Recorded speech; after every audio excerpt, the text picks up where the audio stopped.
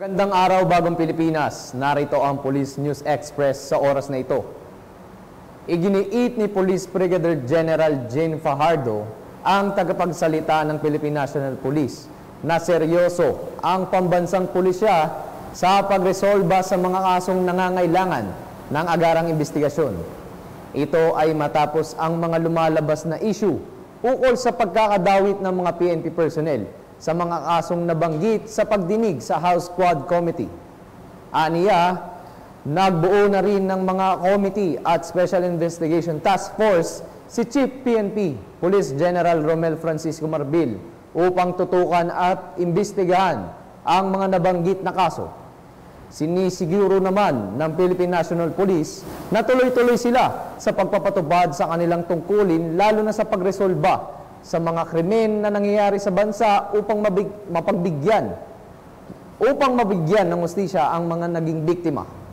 Ay nag-create na po ng committee for this purpose, particularly yung mga with respect doon sa mga allegation na inilabas po ni Ruy Nagarma at ang mga members po dyan, yung mga concerned directorates, and of course yung Special Investigation Task Force ay nag-create na rin po na pinangungunahan po yan ng CIDG.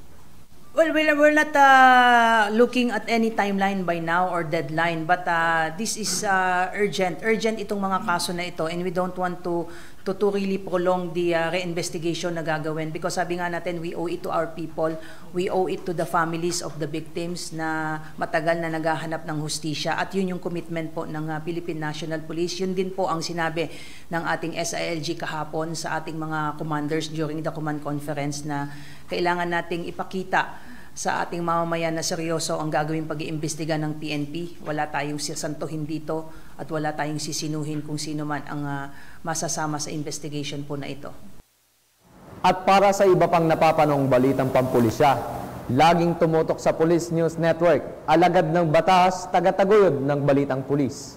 Ako po si Patrolman Regan Robles, nagbabalita para sa Police News Express.